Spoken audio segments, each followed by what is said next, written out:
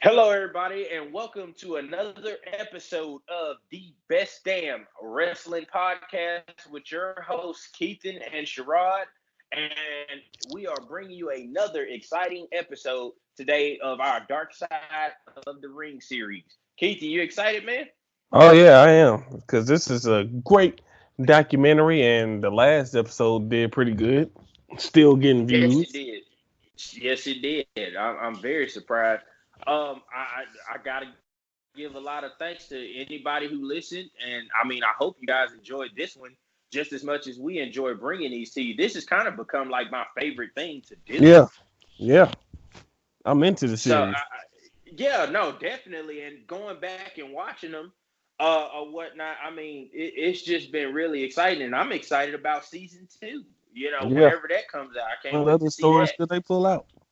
Exactly. Like you would think they couldn't top this, and it's so good. But uh, Uh, going into the the main reason for the show, we're doing the Dark Side of the Ring episode on Bruiser Brody, and I think out of all of the shows that they did, this was by far my favorite.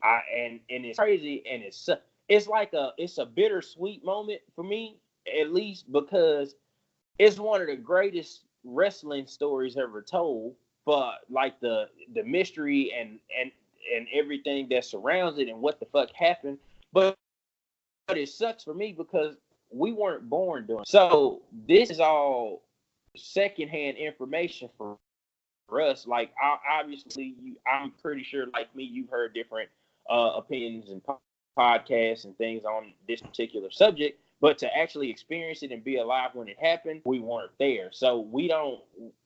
We're not familiar with Bruiser Brody per se like that. Does that make sense? yeah, So, but even still, just being able to watch this episode and learn what I learned, I just was blown away. Like it is clearly was by far my favorite episode.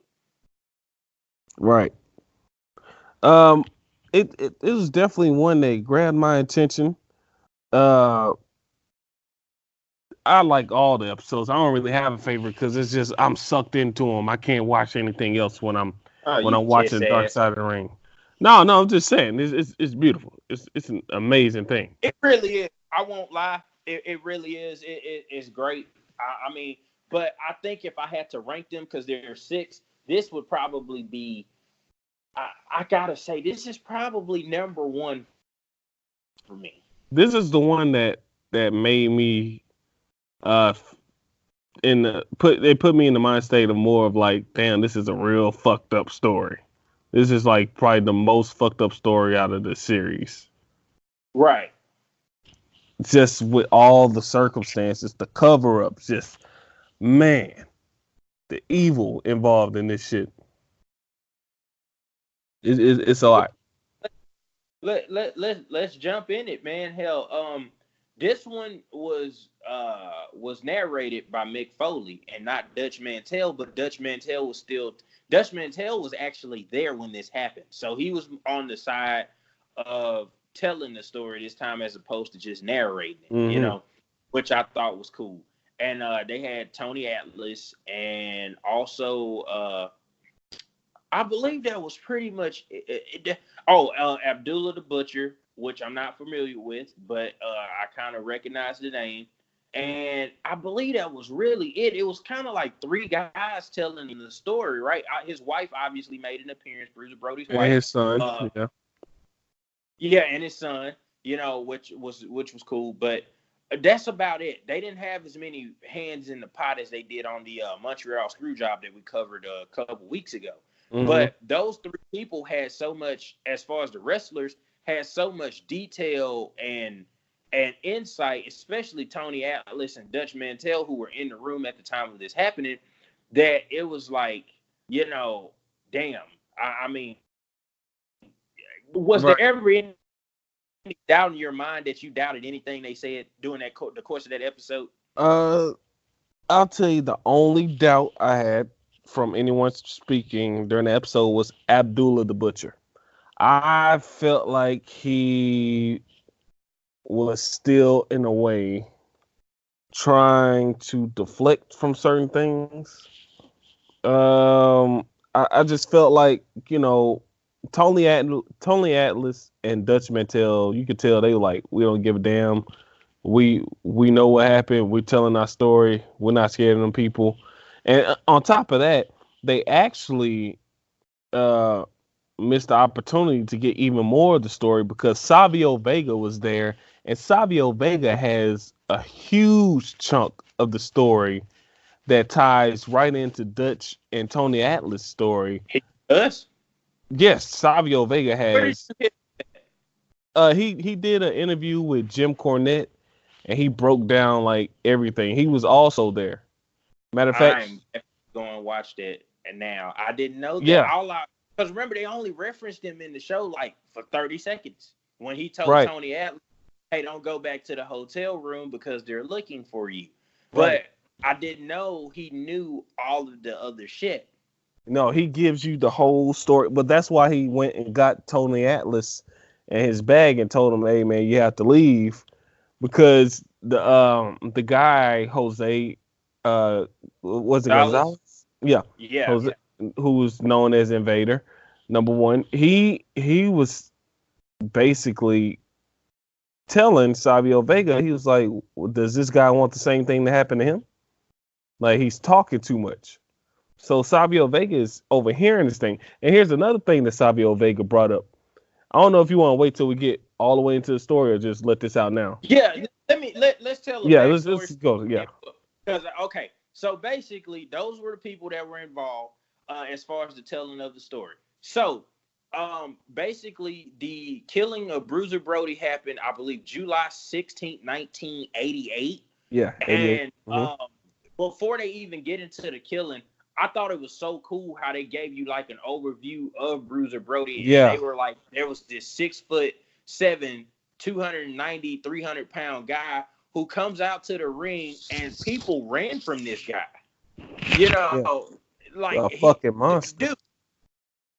Dude, the chain swinging, and they were like he used to hit people with the. I don't know if I could have been a fan during that time period.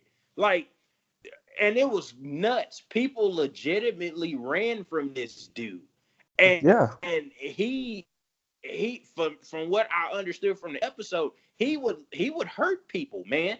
Like he was a star, but he was a star because he was a monster, and he was like this madman.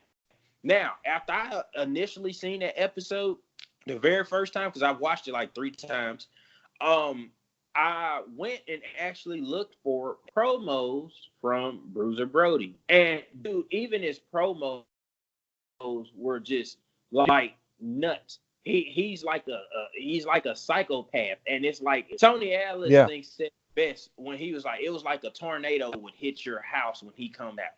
He was just this freak of nature that very nobody. Intense guy. What?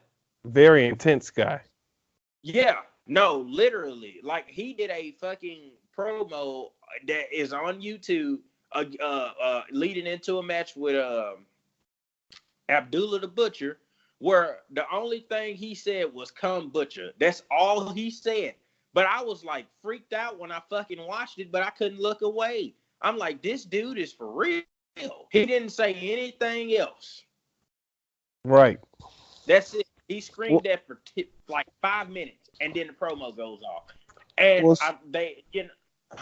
Well, shit, his matches in Japan. I mean, when you see those like death matches, those motherfuckers there, they was something serious. Like those were like Cactus Jack type style matches with, just with the whole explosions, the barbed wire, just everything. It was just crazy. Right.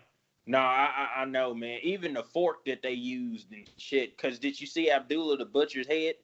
Oh yeah, that comes from years of blading and blading the wrong way.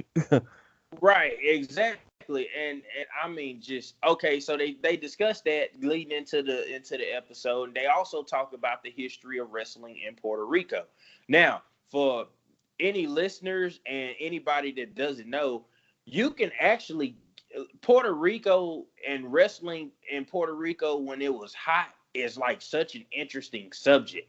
Like before all of this happened with Bruiser Brody, that used to be a pretty high spot from what I understand Right. from the things I've listened to with Jim Cornette, Dutch Mantel, and people like that. That used to be a hotbed for good wrestling, but Mm-hmm. it was so extreme. Remember, they talk about in the episode, it was like a bloodbath. Like people would throw shit at the wrestlers and shit like that. But there was always so much violence in Puerto Rican wrestling as far as like blood. And did you see that one one guy where the blood was just coming out of his mouth like a goddamn fountain? Yeah. I was like, oh my god, like but Puerto Rico had such a history, and they explained the history of Puerto Rico wrestling and how Bruiser Brody factored into that and stuff going into what led up to the like that particular day when he was stabbed. So they cover all of that. They talk about his backstory and how he played football professionally and things like that. So they finally just that's the first maybe 15 minutes or so of the episode. Well, they finally get into the actual incident that occurred that day itself and all the lead up to it. And I thought it was so interesting how, well, let me backtrack a little bit. They talked about the history between Jose Gonzalez, also known as Invader Number One, and Bruiser Brody, and how at one point they were grooming Jose Gonzalez to be a top guy or the top guy in Puerto Rico. Puerto Rico, yeah. Mm-hmm. And Bruiser Brody basically went into this match for whatever reason, and everybody said it was because he needed to keep his image, because at that time you were only as good as the image you were portraying, and he beat the living shit out of Invader Number One. And it started there. They said because Tony Atlas said that another wrestler, I can't remember his name, but he was driving Invader to the hospital because they had to take him because of the way he was just so fucked up. And he said, then one day I'm going to kill this man. And that's kind of where the story starts at. And I found it so interesting that this guy was the booker of that particular promotion that Brody was in Puerto Rico. Okay. And I thought that was very interesting. And remember, Tony Atlas and Dutch Mantel both said that day in question, Jose Gonzalez was supposed to pick up Bruiser Brody and take him to the arena. Oh, I got another twist to that story from Savio Vega. It led me to wonder if they were going to kill him before he ever got there. Well, see, that's just the thing. Savio Vega said that not only did that happen, but that Bruiser Brody had been riding with Invader all week, because he said they worked from Wednesday through Sunday, and that Bruiser Brody was riding with Jose all week. So he was like, well, he had plenty of times to kill him. Why did he pick to kill him in the locker room? Well, how much do you think that money issue that they talked about factored in? Because remember, right before he States, they were like that he was owed like $20,000, and he told them he was gonna get his money one way or the other. I think that definitely played a part in it, because I mean, it's clear that the one thing for sure we can draw in a conclusion from this is that Jose didn't like Brody from the jump. He didn't like him coming over there to Puerto Rico, whether he was trying to start a new promotion in Jose's territory or whether it was for money. The dude had a strong hate from him. Well, hey, back up. Let's talk about this. Remember, there was talk that he might have bought into that promotion, right, and was going to be able to make changes. And I don't know how much of that, and I'm going to ask the question here in a little bit when we get to the actual killing. I don't know how much of that factored into there being a conspiracy made or whatever the case may be, because according to Tony Atlas, Brody told him, hey, there's going to be some changes, and I think he told him that he was going to get rid of Jose Gonzalez. Yeah, I wouldn't be surprised if he were, because it was definitely one thing that they said Bruce Brody was very smart. He knew his shit. So, and he was looking Yeah, to get into wrestling promotion. And what better way to do it than in Puerto Rico? Because I think as a matter of fact, the price wasn't even that steep. It was very affordable for him to buy right. it. And it was, like you just explained a couple minutes ago, Puerto Rico was such a hot destination for professional wrestling. They took it very seriously. So And they why were not able to get ring capitalize? guys from the states down there. They had Yeah, more than a few stars come down, wrestle, and go back, and they right. paid well. From what I at least from what I've understood, the territory was high. I'll put it like that. Yeah, yeah. It was. It was definitely hot. Definitely hot. But okay, so they start with that. So it gets a ride from Tony Atlas and Dutch Mantel to the locker room. And they say that when they get there, Jose Gonzalez is sitting with Carlos Colon, who is also known as Carlito Cool's dad, Hmm. and the other guy, I forgot his goddamn name. Primo. Huh? You saying the other guy that was with them? Yeah, that was there. I I forgot forgot it. his name too. I Yeah, forgot but his he name. was kind of a minority owner. He owned 10% of the company. God damn it, I can't remember his name. And they were sitting there, and like when they walked in. So at that point, what happened was after everybody sat down, Dutch Mantel says he leaves the room because there's so much tension. He noticed it seems like something's going on, and they were all curious as to how the hell Jose Gonzalez was supposed to have picked up Brody, but he's sitting in the locker room. Right. Well, after a few minutes, Jose Gonzalez apparently tells Brody he needs to speak to him in the shower. Now, this is what things get hazy. I don't know, and maybe this is overkill. Did you ever ask yourself why the hell would he go in there with him, considering the fact the dude never picked him up?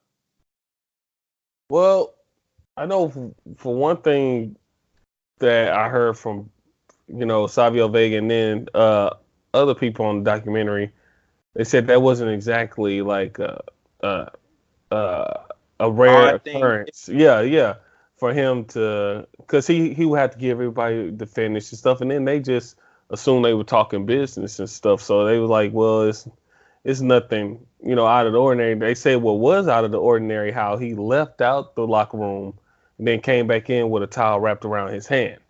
That's what Yeah, he did do that. I kind forgot of, about that. yeah, Weird. Yeah. that's what threw people off. That's what made people kind of pick up on it after the fact. After the incident happened, they were like, well, damn, that makes it look even weird now because he had it like a towel completely wrapped around his hand and it was like, hey, come here, I need to talk to you, you know. So it was just that's the main thing that sticks out to people. I don't think that Brody expected anything because, I mean, if you remember, Brody was an intimidating figure. Brody knew people were scared of him, like legit scared of him. And Jose Gonzalez is a small dude compared to Brody. So of course Brody's like, well, this dude's not gonna try to fight me. He's not gonna try to do See, anything. and I thought about that. I was like, he probably figured, well, there's no fucking way he's that crazy. Right. You have to, assume that was part of it. Yeah, and I already beat your ass in the ring, So what the fuck are you gonna do? I beat your ass before, I'll beat your ass again. So and as far as I know, there was no tension that he knew of among going there. He if he did have money that was supposed to be owed to him, he expected it, but he didn't expect any kind of conflict to get it. Right. So it was just he just didn't know. He just didn't know. He And was and caught off guard. and that's what I said throughout that whole episode. I would give anything to know what they discussed in that shower because remember, it wasn't that long before all of a sudden Tony Atlas said he heard a scream and Almost like instantly. yeah, out comes Brody clutching his stomach, and like he jumped up, and at that time he said that Jose Gonzalez he was about to cut his throat, and he pulled him back, and at that point, Brody had already been stabbed twice, once at the top part of the chest, according to the documentary, and then once in the abdomen. They were 8-inch cuts. Those are pretty deep goddamn Yeah. cuts. Oh, those Puerto Ricans, they have big knives. They don't get the small shit. They have big knives. Well, according to Tony Atlas, remember he was like that when he was pulling them back. If he had been half second too late, he would have cut his throat. But he cut his ponytail off. He's like, that's how sharp the knife was. Yeah, yeah. No, that's and the thing is, Savio Vega said he was like in the restroom part. They were in the shower part, and he was in the restroom part. And he Right. said when it went down, he said the way that it went down, it had to be like soon as Brody went in the shower with him, guy just stabbed him. He's like, because the way the door is set up, you know, if someone is behind it, you can't even get out, you know. And he said when he walked out to the shower area after he heard the commotion, he saw Brody like pushing him back while I think Carlos was holding Jose back, you know, while Tony Atlas You mean grabbed Brody. Tony? Yeah, yeah. And that's what I want to get to. Before Jose Gonzalez could do anything else, in runs Carlos Colon telling them no. Now, this brings me to my big question. How much do you think Carlos Colon was actually just, and we'll never know for sure, so I'll say, how much do you think supposedly / allegedly Carlos Colon could have maybe been involved in what the fuck was going on? 100% because when everybody first got to the arena, those three were sitting in the middle of the fucking locker room having a conference, and it looked suspicious. I think Dutch Mantell is the one who said that. Was that they were all three of them were sitting in like a little circle and going over something. And then soon as everybody got in there, they broke apart and act like everything was fine. So it was just weird. Yeah, but okay. So my question is, if that's the case, and we're gonna talk about this here in a few minutes, that's one hell of an act to be a co-conspirator and killing them. But then his wife, remember, called Brody's wife to tell her she needed to come down to Puerto Rico. Yeah, and then not only that, actually took her down to the morgue to identify the body. So again, that's one hell of an act to put on. I mean, maybe she didn't know, and I'll give her that. But fuck, So okay, getting back to the story. After he's been stabbed, Tony Atlas wouldn't let anybody touch him. They called the fucking ambulance. Well, by this time, Dutch Mantell said he had got word that Bruiser Brody had been stabbed. So they put Brody on the gurney and they get him into the ambulance. Tony Atlas goes with him to the hospital. And I thought at this point, Tony Atlas did a magnificent job of detailing what was going on. Yeah. And how Brody could have died that same day right there in the fucking waiting area in the ER if it wasn't for Tony Atlas grabbing the doctor and making him look at him and finding out how badly he was hurt. Because remember, he said Brody had been sitting there for a while and his feet started to turn blue. So he did a great job of detailing what was going on and what transpired at the hospital, because without him, you never would have known that story. And I got to believe everything Tony Atlas is saying, because most of this shit was backed up by Dutch Mantell. Yeah, by Dutch Mantell. So and not only that, Bruiser Brody could have died in that locker room before the ambulance even got to him, because they said it took like 40 minutes to an hour for them to even get to him. Because of the traffic and stuff, which is true. Yeah, that's true. So when Tony Atlas leaves Bruiser Brody, he was stable. All right, that's what we were told. He was stable in the documentary. So he goes back to the arena and he says that when he gets there, like, everybody's acting like nothing ever happened. Matter of fact, the show goes on. They don't cancel the event at all. He was like that when he got there, Brody's blood was still on the locker room floor from when he was initially stabbed. And then Jose Gonzalez actually left after the initial stabbing, and he came back. And Tony Atlas said that when he got there, the cops were there and they were interviewing people, and the story was that a fan actually stabbed Bruiser Brody. Well, Tony Atlas said at that point that he said Hell no. It was this motherfucker right here, Jose Gonzalez, that stabbed him. I seen him with my own eyes stab him. He did it. And that's when the fucking chaos starts. And let me tell you something else. This is another revelation that Savio Vega said. That's why I wish he was in that documentary. But Tony Atlas said that he thinks Savio Vega kind of turned the documentary down because he still lives in Puerto Rico. So it might be Right. some still repercussions behind that. But Savio Vega says that, yes, Tony Atlas did talk to the cops and tell them what actually happened. But here's another thing. The cops only spoke Spanish. So Tony Atlas had to get a translator.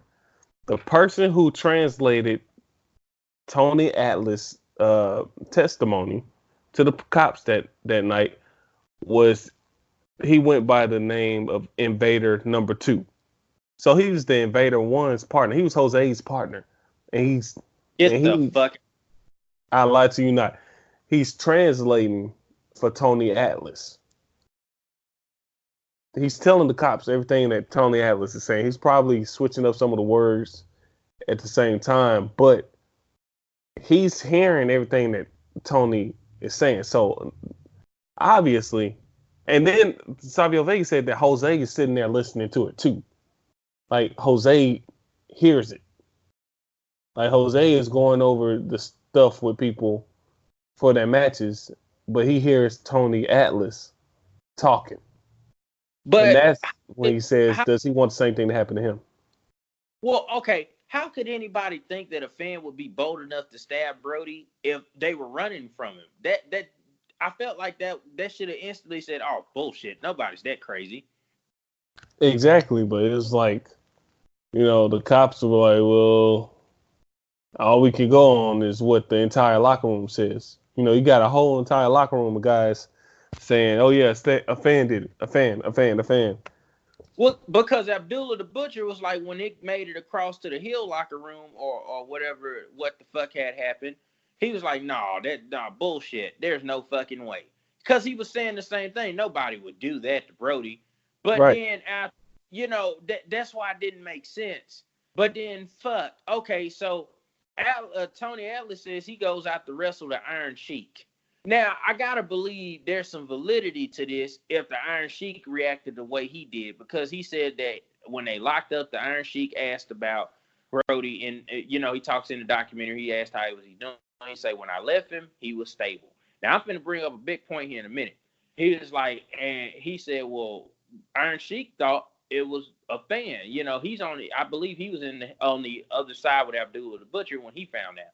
And he was like, fuck no, it was Jose Gonzalez. Well, the second that fucking Tony Atlas said he told Iron Sheik was like, fuck him, and got out the fucking, fucked Jose Gonzalez and got out of the ring and never came back, and they only wrestled for like a minute. That leads me to kind of make and all of this is conspiracy theory and speculation at best. That leads me to believe that story seemed a lot more fucking believable if you got a guy that wasn't in the room reacting the way he reacted. Do you disagree? No, I don't disagree at all. So, I don't disagree at all. That's exactly how Iron Sheik would react to something, because I've seen interviews where he says that exact same thing about people. So I was like, yeah, that sounds exactly like something Iron Sheik would say and do. Right. So he just got out the ring and left. So, fuck. Okay. Well, after he comes to the back, that's when he says Savio Vega meets him with his fucking bag and tells him, hey, don't go back to the hotel. So Tony Atlas had to walk the beach all night because he was scared something was going to happen to him. Well, while this is going on, Dutch Mantel's back at the hotel, and he tells he tells the concierge, hey, any calls that come to Bruiser Brody or whatnot, forward them to me. And he ends up talking to Bruiser Brody's wife and tells her she needs to get down here, and But again, everybody's under the impression that he was stable. Well, he goes back down later on that night or that morning, early that morning. I think he said it was like 2:00. I can't remember the exact time, but he says in the documentary, he goes back down. He has the concierge lady call the hospital. They tell him that he died. Now, here's the biggest question I've had throughout that whole documentary. Tony Atlas said that the doctors told him he needed to leave because they couldn't do anything because they were more scared of him being there because he was punching through the walls and shit to get anything done, and they'd do a better job if he was gone. He left. When he left, Bruiser Brody was stable. They sound like they had got to him in time. When he's gone, he's dead. All of a sudden, he goes from stable to dead, and there's no details on what the hell happened in between that amount of time that he was gone and Dutch Mantell called up there and found out he was dead. I always wondered, ever since I watched the documentary, why did they leave him by himself? And because of him leaving him by himself, do you think they went back to finish the fucking job? I feel like the Puerto Rican hospital didn't really care about an American anyway. I mean, and then you got to remember this too. They didn't take it seriously because also they told Tony Atlas, they were like, a stabbing here in Puerto Rico is like a cold in America. So we don't take it seriously because it happens all the time. So they didn't take that seriously. That's the main thing that I read. I was like there was probably foul play involved to go back and I felt like it was negligence. I felt like it was negligence on the part of the hospital, and then he didn't stand a chance if, for the long wait for the ambulance to even come through, you lose a lot of blood in that time with an 8-inch wound. So definitely 2 of them, no less. Right. Yeah, and by them not giving a damn about stabbings because it was such a common occurrence in Puerto Rico, so it was just like, well, okay, well, just leave him here because they were gonna leave him there anyway before Tony Atlas, caused the ruckus. Yeah. So and he ends up dying, and he would have been alive if it happened in America. He would have been alive. Oh, definitely. Okay, so even after all of that, they take Tony Atlas's statement, they take Dutch Mantell's statement, they tell him they'll be in touch. Tony Atlas immediately leaves Puerto Rico. I think Dutch Mantell did too.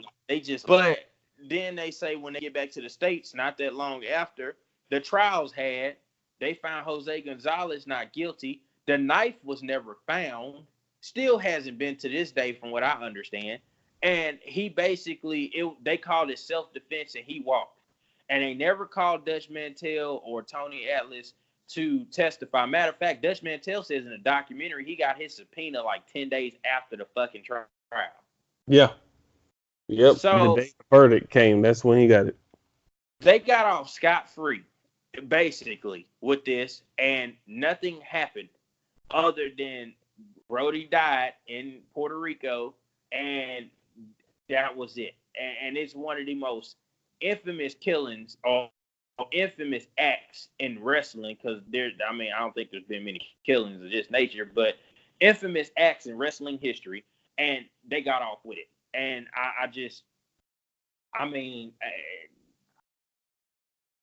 it's so many questions unanswered here that you just kind of like. Well, they had the whole country in the palm of their hands because they used Brody's image and his character against him. They didn't put the person, Bruiser Brody, like the person outside the ring in the trial. They took the wrestling persona because they were really into wrestling and everything's real. So they were like, they were like, well, that's him. He's a crazy guy. So it's self-defense. Imagine this guy coming at you. Wouldn't you stab him too? It was like some shit like that. So they had all their shit together, and they had it fixed in a way. I mean, for a subpoena not to come until like a month after the trial, man, that's a cover up. Yeah, it's definitely some strings were being pulled, but that whole thing was not. Go ahead. No, I was saying absolutely. Some strings were definitely being pulled. Some calls were made. It's a huge fucking cover up. Huge cover up. That whole thing didn't go unnoticed. I mean, after that, the territory of Puerto Rico was never the fucking same. Matter of fact, I believe they never really got a whole lot of down. Huh? Yeah, it closed down. Savio Vega said there's no more wrestling in Puerto Rico right now. Yeah, because of that Yeah, particular that incident did it. That yeah, was it. So yeah, I mean, I'm sure, and they kind of mentioned that. I think Tony Atlas did, and Dutch Mantel to a degree did too in the documentary. They felt like by getting rid of Brody, they would get rid of the problem, and they would fucking be able to go back to, for lack of better words, business as usual. They never were able to do that again. right. It was never the fucking same. No, it absolutely wasn't. I mean, damn, there was just a whole shitstorm of bullshit. They did this guy completely wrong. Like his family didn't even get fucking justice. The goddamn, they had 3 stories that said Brody was not the aggressor, and that was from Tony Atlas, Dutch Mantel, and Savio Vega. He gave a statement too to the police, and Right. that against them is just like, well, he didn't stand a chance. He didn't stand a chance at all. So it's And I just found it fucked up. interesting that at the end of the document, they talked about how Jose Gonzalez is like doing birthday parties or some shit as still as the Invader character and shit on Facebook. It's like the guy went on living a life. Nothing. There were never any repercussions or retaliation of any type. Nothing happened. Well, look at fucking Carlos Colon. He's in the WWE Hall of Fame. Shit, that's the crazy part. This motherfucker Yeah. was put in the Hall of Fame. I Well, think that. I think, and I think to a degree, Carlos Colon typically gets a pass because of the fact, okay, it could have been worse. He kind of intervened and jumped in, but you don't really know what, and you'll never know what side of the coin he really was sitting on. Again, a lot of this stuff because Bruiser Brody isn't here to say otherwise. It's speculation. We don't know to what degree. It could have been Jose Gonzalez acting completely on his own. That could have been the case. All we have is the accounts from Dutch Mantel, Tony Atlas, Savio Vega, which is a complete revelation to me today. And I that's it. Nobody else I don't wants to talk. believe that. I don't believe that because Carlos Colon did a shoot interview that was from I want to say probably over 10 years ago, Mm-hmm. where they asked him about it, and he's being completely like he's still covering up for the shit. They were like, you don't feel like that was weird that they didn't give people the subpoenas until after the trial was already done. And he was like, oh, I don't know. I don't question the law. I have faith in the law. He was just saying some real, just strange shit that a motherfucker who covering up. Now, I won't lie. If he wanted to clear himself, he should have participated in the documentary. I think people Right. would have looked at him a little different. He didn't want no parts of it. Like, I mean, at this stage, what do you have to lose? The territory died the day y'all killed Brody, for the most part. I mean, yeah, it lasted a little bit longer, but it was never the same. It never was the same. And you could have told your story or your version of events and said, hey, this is what I know, this is what I don't, this. But it's like still one of the best kept secrets in wrestling. And it's one of the most despicable fucking acts in wrestling. Absolutely. It's. I think it's probably. I can't think of anything that's more heinous than this shit here, or whatnot. And for that, right, wrong, or indifferent, I to stab a guy in the shower is just fucking, Yeah. especially of that caliber. You just don't know what to say, and it's so. I think the thing that really sticks out to me is so surreal to watch that and be like, "Fuck, wait, this was wrestling." Because wrestling today, you wouldn't hear any. Dude, you don't really hear about anybody having fist fights. Less known disagreements that result in a stabbing or something of that nature. But for something like this, it's kind of like a slap you in the face moment. Like, wow, like wrestling was. We just talked about it earlier. There was an element of realism. It was so real and so, you know, personal that you killed the guy. Yeah. Yeah. over a long-standing beef, over a problem you had with the guy that he didn't even know you still was pissed off about. That shit Right, happened years before this stabbing. right. More than enough Yeah, time for you to get over it, but you didn't. That's the weirdest shit. and the business was different back then. I mean, you talk about even going back to the incident where he beat the shit out of him. He felt like he had to do what he had to do to protect himself as far as his image, because your image was what made you, and Right. you it was doing a job for a guy or whatnot, depending on who he was and what the fuck. It was different then. Now you wouldn't hear about this shit because everything's so scripted. But when you got guys calling matches in the ring and trying to, it wasn't. It was a totally different time period. So I mean, they, and they talked about that. Bruiser Brody was worried about Bruiser Brody first, Right. and that's how guys were back then. Yeah.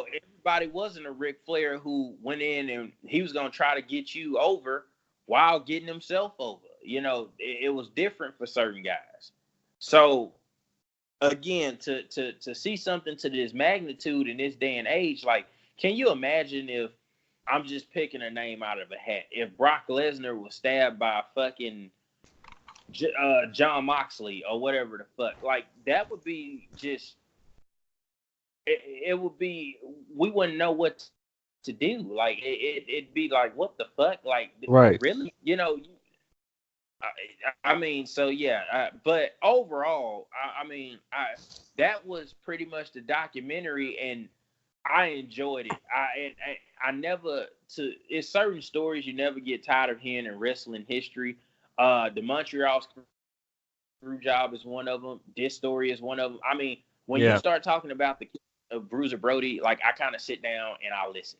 I don't care how many times I get to hear it. You sit down, and this was just, I thought they did a great job of detailing what the fuck happened and what was going on, and all the, it's kind of like you got a first hand eyewitness account of everything that transpired during that little time period and what the fuck happened. And it would have been so much better if they could have got Carlos Colon, or I know Jose Gonzalez ain't gonna say shit ever. Right. Probably needs to be put in a fucking wood chipper. But I mean, even still, like, it would have been nice to get something out of it, other than the perspectives we got. But yeah, I totally great episode. Thoroughly enjoyed it. I thought it was cool how they paid tribute to him in New Japan or whatnot after his death. That was awesome. I liked this one. I really did. I loved it. Yeah, I liked it too. They really did a great job of capturing, who he was outside of the ring. Also, that's not a side you hear about too much. Then they went into him as a character, how serious he took himself, how much he really loved this business and stuff like that. I just liked how they shined a different light, because usually before this documentary, all I heard was, Bruiser Brody, the wrestler, got stabbed. He was a big deal. He got stabbed. I didn't know the in-depth story of it, and Right. this shed a good light on it, and it just made me more pissed off for the fact. I mean, this dude stabbed the guy in front of the whole locker room, then left, had time to get rid of the weapon, threw it in the water or something, came back, act like nothing happened, and he got off scot free. All those witnesses, and he got off. Yeah. It's crazy. It's Yeah. just crazy. But again, folks, if you are interested in watching the killing of Bruiser Brody, it is on the Viceland series, The Dark Side of the Ring. We were able to find it on YouTube, and I highly recommend you watch all the episodes from this first season. But if you want to kind of get a better picture of and more detailed version of what we recounted on this episode, that's a great way to do it. I mean, obviously, we gave you a condensed version, but still, to just get the whole story and see things like we saw them and everything else, Viceland series, Viceland Dark Side of the Ring series, sorry, Killing the Bruiser Brody is what it's called. Yeah. Um, I've enjoyed. I enjoyed the whole entire season. Again, there will be a season 2. Overall, I loved it. Like I said, I can't say that enough. I've seen it 3 times.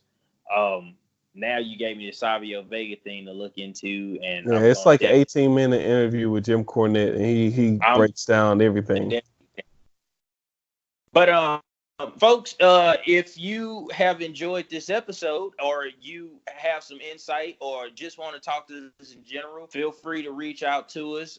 Like and subscribe on YouTube. We're also on Apple Podcasts, Spotify, Breaker, pretty much all your major streaming platforms. And feel free to comment, like, subscribe, leave reviews. If it's something we missed, let us know. Again, this is a time period where we weren't born yet, so we're kind of just going off of what we saw and what we've heard over time, because again, this is one of the more famous, heinous stories in wrestling history. And if you also want to reach out to us on social media, reach out to us on Twitter at damn_podcast, sorry, and on Instagram, which most people don't really use, according to Keithan, at best damn WP. Is Yep, that's right.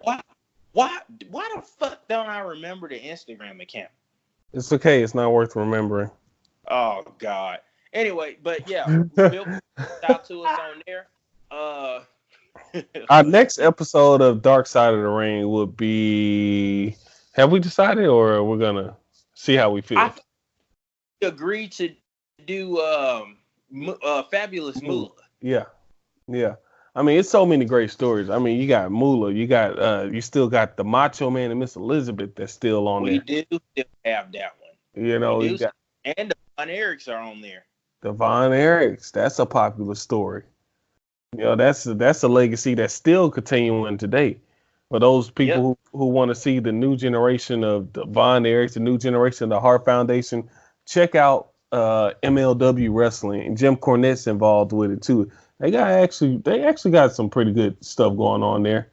A lot of lineage, a lot of royal wrestling blood is in that company. Son is in there too, isn't he? Yeah, he's with the new Hart Foundation.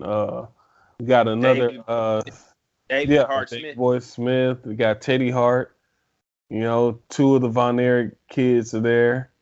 Rey Mysterio cousins is there. It's like it's real good. Of course, MJF is there. You get to see him turn into a legitimate star. They need to, because he is a star in MLW. Yeah, like he's a star. But folks, we hope that you have enjoyed this episode as much as we've enjoyed bringing it to you.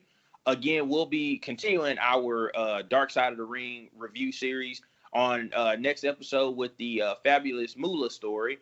And we'll be covering that in detail and going over it. And again, the Bret Hart episode or the Montreal Screwjob episode seemed to be a success. We hope that you guys enjoyed this one just as much as you enjoyed the last one. And feel free to leave feedback. And without further ado, this is all the time we have. And until next time, this has been the Best Damn Wrestling Podcast. And we look forward to bringing you another episode soon.